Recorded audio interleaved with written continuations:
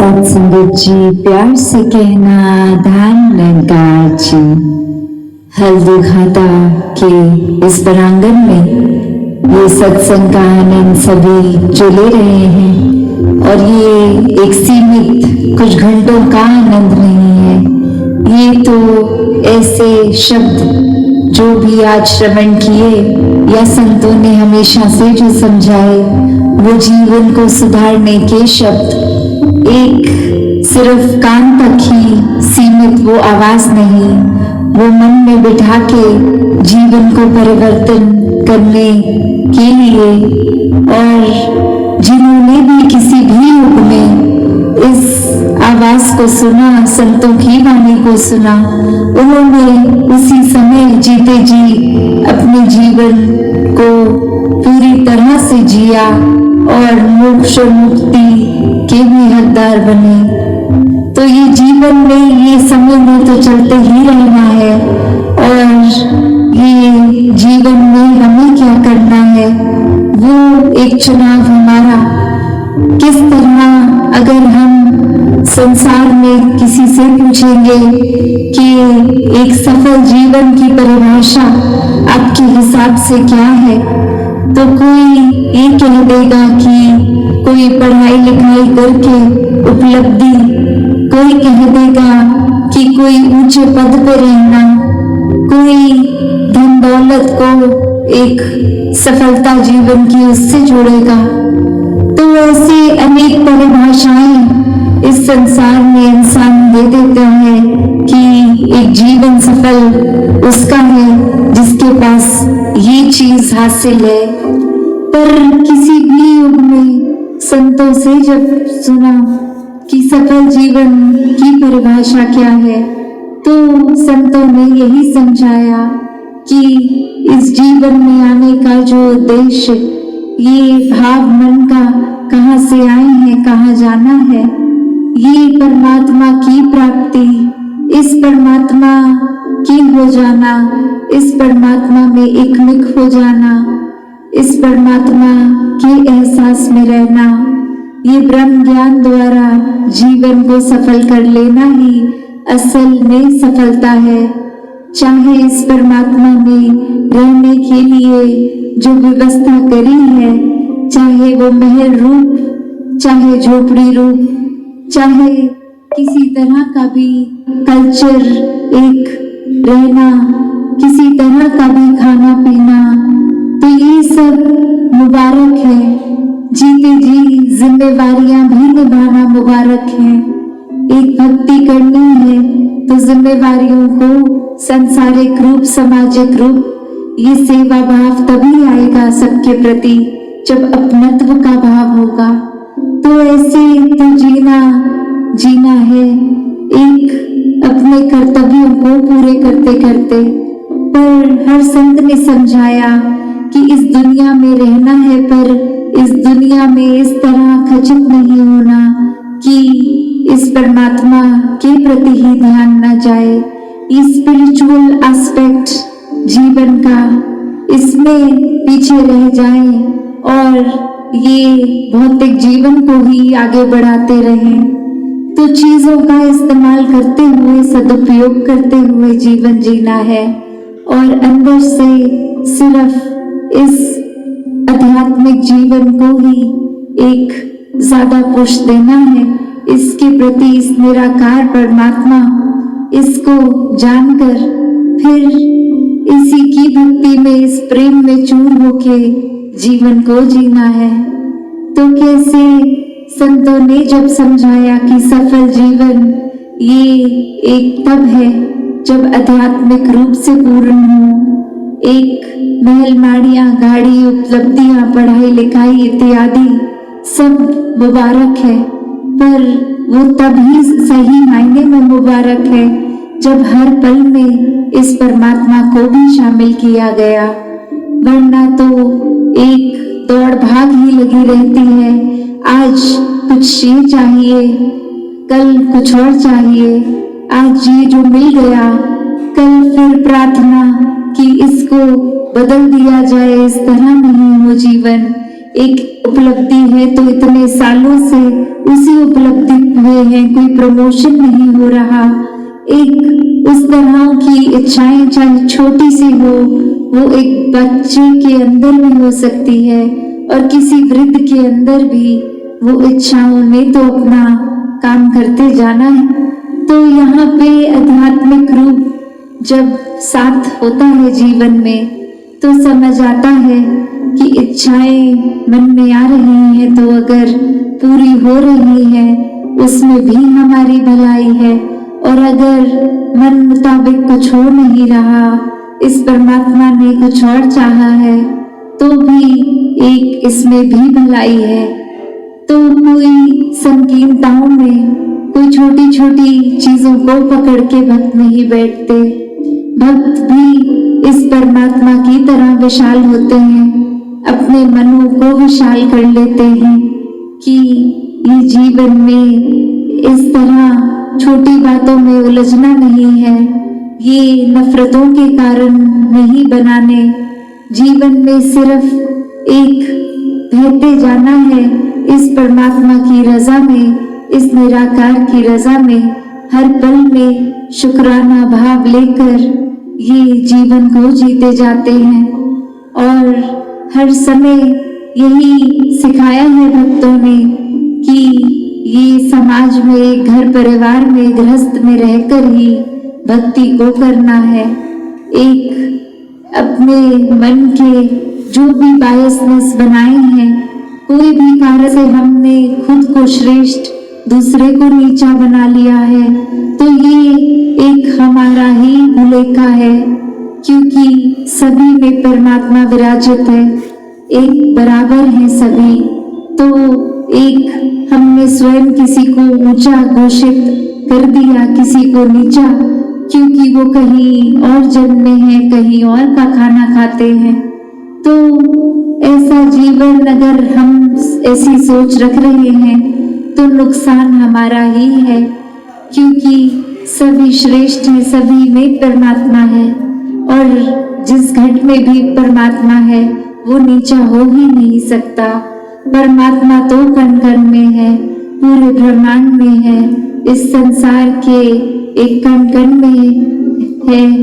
तो फिर यही कण कण से शिक्षा की बात आती है कि कैसे हर एक से ये सीख लेना, और सत्संग में भी जब आते हैं तो वो इस भाव से ही आते हैं कि जो भी आज सुना उसमें से शिक्षा लेकर अपने जीवन को वो वचनों के अनुसार एक ढाला जाए, एक अपने स्वभाव में, चरित्र में ये अच्छे गुणों को अपनाया जाए। और अच्छे गुण तभी ठहरते हैं लॉन्ग टर्म, एक ज्यादा देर, एक जिंदगी भर, जब वाकई ही वो गुणों को सिर्फ सीखा ना जाए, वो गुण बन लिया जाए। एक बार हम वो गुण खुद जीता जाता बन जाएंगे तो ही हर समय वो हमारे स्वभाव में रहेगा, वरना तो किसी समय है, किसी समय नहीं है वो गुण। तो मानवीय गुणों को हर समय अपने अंदर रखना है तो एक एक गुण को पहले स्वयं बनना होगा, और वो बना तभी जा सकता है जब ये गुण जहाँ से एक स्रोत से शुरू हुए हैं, उपज हुई है, इस परमात्मा से अपने मन का नाता जोड़कर फिर वो गुण बन भी जाएंगे और प्रदर्शित भी होगा जीवन में।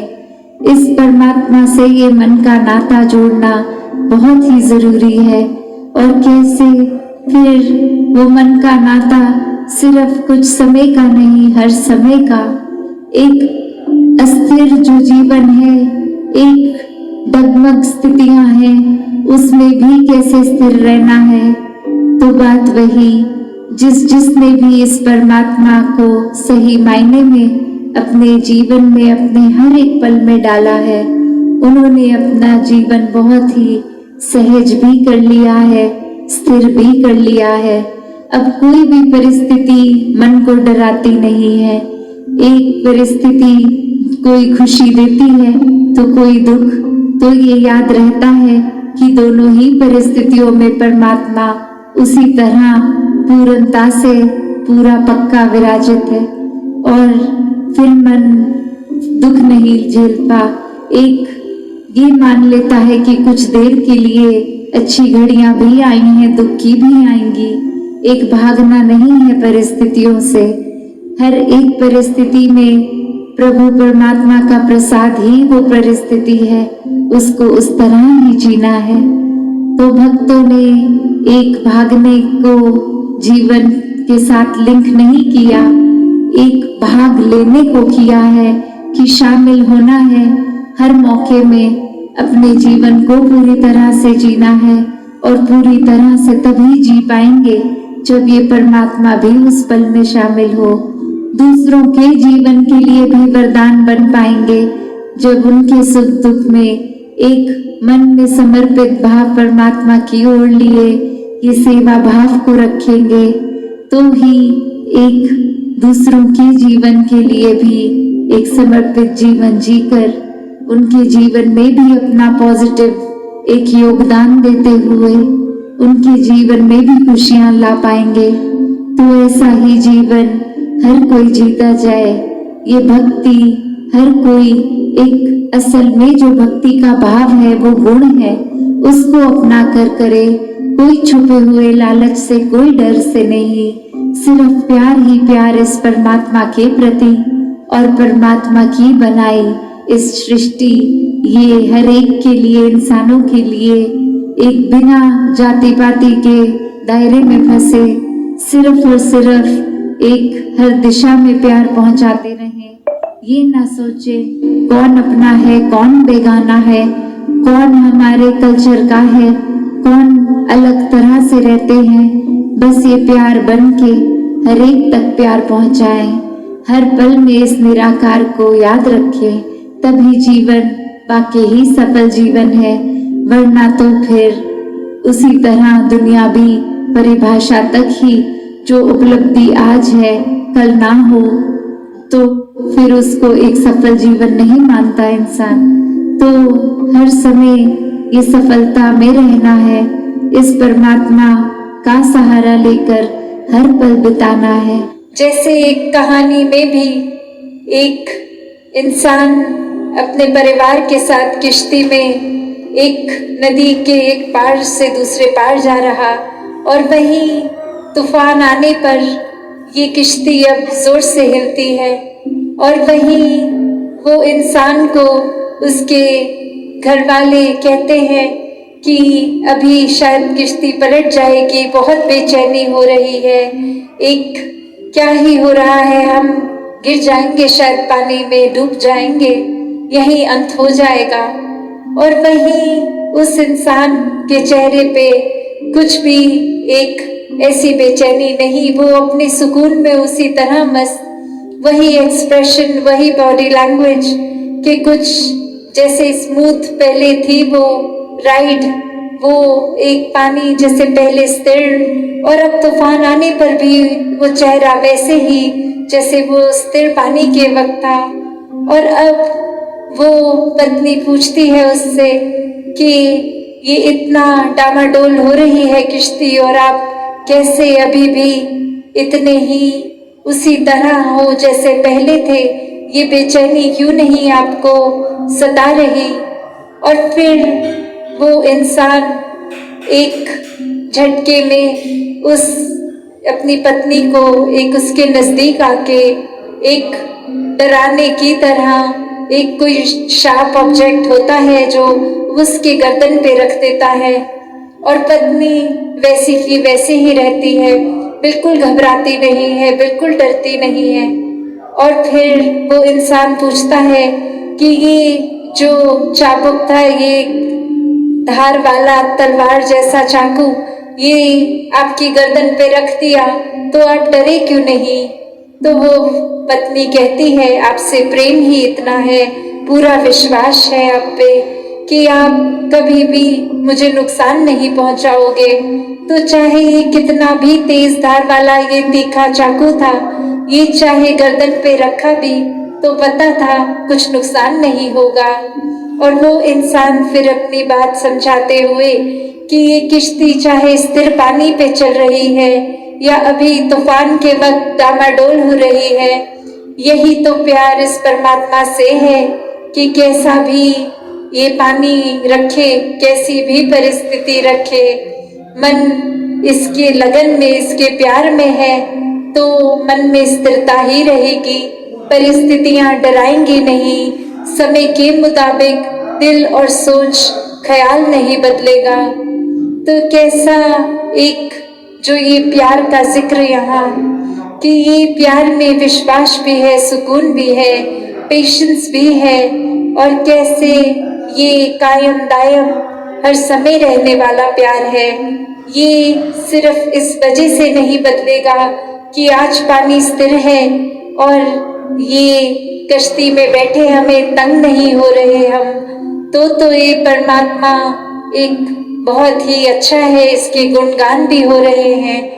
और थोड़ी देर में वही किश्ती डूबने लगती है तो परमात्मा को कोसना है, परमात्मा ठीक नहीं कर रहा।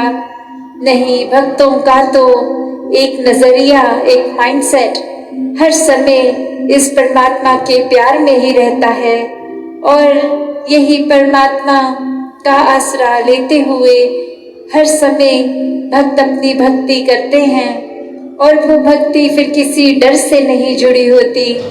भक्ति वो किसी चाहत, कोई इच्छा, कोई लालच से नहीं जुड़ी होती। वो प्यार है, वो अनकंडीशनल लव है इस परमात्मा के प्रति। और जब ऐसा ही प्यार इस परमात्मा से होता है तो इस परमात्मा की बनाई हुई सभी चीजों से हो जाता है, सभी इंसानों से हो जाता है। फिर भेदभाव मन के खत्म हो जाते हैं, सभी अपने लगते हैं। हर कोई ये परमात्मा का साक्षात रूप दिखता है। फिर ऊंच नीच, ये कौन सी जगह से बिलोंग करता है कोई, या फिर इनका खाना पीना कैसा है कैसा नहीं, ये किस रंग के हैं, ये कौन सी भाषा बोलते हैं, ऐसे कोई भी ख्याल फिर मन में नफरत नहीं पैदा करते, क्योंकि ये पता है जब परमात्मा ने ही पूरी सृष्टि की रचना की है तो सभी भाषाएं भी एक अपने आप में प्यारी हैं, क्योंकि परमात्मा की ही रचना है। सभी इंसान बहुत ही श्रेष्ठ हैं क्योंकि परमात्मा के ही रचना है। ये चाहे कहीं भी पैदाइश हो, कहीं भी जन्म लिया हो, उससे एक नफरत इस वजह से ऊंच नीच की नहीं आती। सभी एक अपने लगते हैं, सभी से प्यार होता है। तो कैसे ये जीवन में इंसान जहाँ खुद ही ये नफरत के कारण बना देता है, ये परमात्मा ने तो कोई भेदभाव नहीं किया, हर एक को सब कुछ पूरा ही दिया है, हर एक की बेहतरी के लिए जैसा जीवन जीना उसके लिए एक बेहतरी है वैसा ही दिया है। पर ये अपनी सोच, ये कंपैरिजन हर एक के मन में ऐसा आ जाता है कि लगता है हमें जीवन में कम मिला है, औरों को ज्यादा मिला है। तो ऐसा जीवन तो कभी भी एक मन को सेटिस्फाई नहीं करेगा, एक बेचैनी रहेगी, सुकून से कोसों दूर रहेगा ऐसा मन। तो कैसे वो हम पे है कि हमने जीवन को कैसे जीना है, जैसे भक्तों ने सिखाया वैसा जीवन जीना है, या फिर अपनी छोटी सोच में ही उलझकर अपने जीवन को और कॉम्प्लिकेटेड करना है, ये क्योस को अपना लेना है। जैसे एक और छोटी सी कहानी ध्यान आ रही है कि एक स्कूल में हर एक ने, ऐसे टीचर ने एक बात रखी कि सभी स्टूडेंट्स के गुब्बारों पे नाम लिख दिए जाएंगे, एक गुब्बारे पे एक बच्चे का नाम, और फिर ऐसा करके पूरी क्लास वो गुब्बारों से भर गई। और अब 3 मिनट का टाइम दिया गया कि कैसे हर एक ने अपना नाम वाला गुब्बारा अपने हाथ में पकड़ना है। और वो 3 मिनट खत्म हो गए। वो कुछ ही बच्चे थे जिनको अपने नाम का गुब्बारा मिल पाया, उन्होंने पकड़ लिया, पर मेजॉरिटी किसी ने ऐसा नहीं किया, उनको अपने नाम वाला गुब्बारा मिला ही नहीं, वो बलून मिला ही नहीं। और अब फिर से टीचर कहती है कि जिनको मिल भी गए वो भी वापस डाल दो, ये फिर से ट्राई करते हैं। और अब इंस्ट्रक्शंस इस तरह दी गई कि किसी को जिसके नाम का भी वो बलून मिलता है वो उसको पकड़ा दे। और अब फिर वही 3 मिनट का समय, और जिसके नजर में जो भी गुब्बारा आया उसमें जिस बच्चे का नाम, वो उसके हाथ में। और 3 मिनट से पहले ही हर कोई अपने नाम वाला वो बलून अपने हाथ में पकड़ के खड़ा। तो कैसे जब तक ये माइंड में कियोस था, ये सिर्फ अपनी ही एक मतलब को पूरा करने का था, तब तक ये सुकून भी नहीं था। और अब इस स्थिति में जहाँ वो बच्चों को भी राहत मिल गई, वो एक चैन आ गया कि चाहे हमें खुद अपने नाम का गुब्बारा मिले ना मिले, जिसको भी मिल जाएगा वो हमें दे ही देगा, और ऐसे हमें भी जिसका मिलेगा उसको पकड़ा देंगे। तो यहाँ ये मन सुकून में। तो कैसे अक्सर दिमाग की ये हमारी ही सोच, ये हम अपने आप को ही ऐसे अपनी सोच में उलझा लेते हैं। कोई भी काम जो बहुत सहजता से, बहुत सिंपली, बहुत पेशेंटली, बहुत ही सुकून से किया जा सकता है, उसको इतना कॉम्प्लिकेट कर लेते हैं कि फिर वो माइंड इतना क्योटिक हो जाता है, हम अपने अंदर की स्थिरता खो देते हैं। तो ब्रह्म ज्ञान एक ऐसा स्थिर से जुड़ाने वाला टूल, इस निराकार, इस परमात्मा से जोड़ने वाला, कि जब एक बार मन इस निराकार से जुड़ गया तो फिर ये कभी बेचैनी लौट के नहीं आती। हर समय का वो आनंद, वो स्थिरता, वो सुकून जीवन के अंदर। फिर एक हमारा अगर थोड़ी देर के लिए भी मन डामाडोल होता है, फिर ये चेतनता, ये एहसास वापस दिल दिमाग को इस परमात्मा की ओर ही जोड़ता है कि ऐसे इस मटीरियलिस्टिक लाइफ में ये एस्पेक्ट्स जितने भी हैं, सब ने बदलते रहना है। आज है कल नहीं है, आज कोई रूप है कल कोई और रूप होगा। तो इसने तो एक फॉरएवर के लिए कांस्टेंट नहीं रहना। तो मन ऐसी जगह पे ना जोड़ा जाए, बल्कि इस निराकार के साथ जोड़ा जाए जो एक कांस्टेंट है, जो एक पूर्णता से एक लौटती एकमात्र ही सच्चाई है, जो हर समय सच था, आज भी है, आगे भी रहेगा, जो समय के साथ सच्चाई बदलती नहीं है।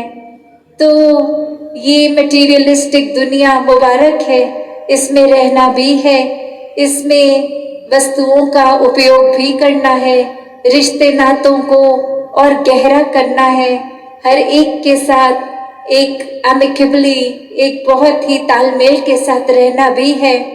पर इतना ये मटीरियलिस्टिक दुनिया में उलझना नहीं है कि अपने मूल को, इस परमात्मा को ही भूल जाएं, और बिल्कुल समय एक अपने मन को इस परमात्मा से अलाइन करने का ना निकालें।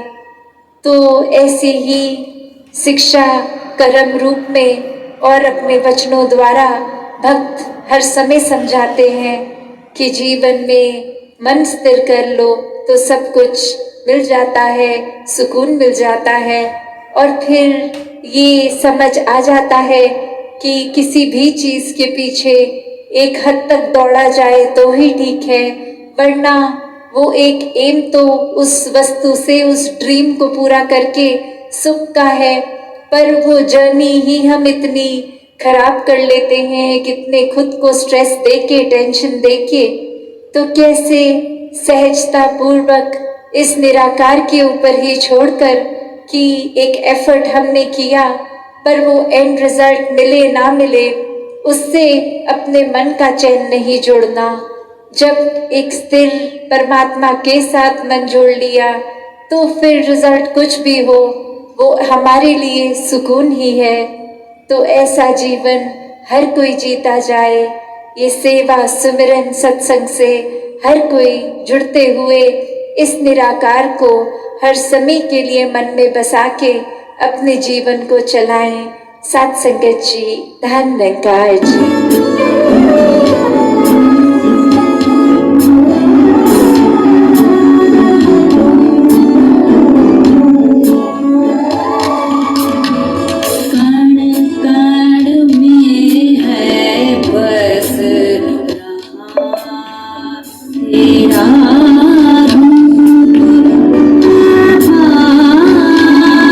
खत्म होगी।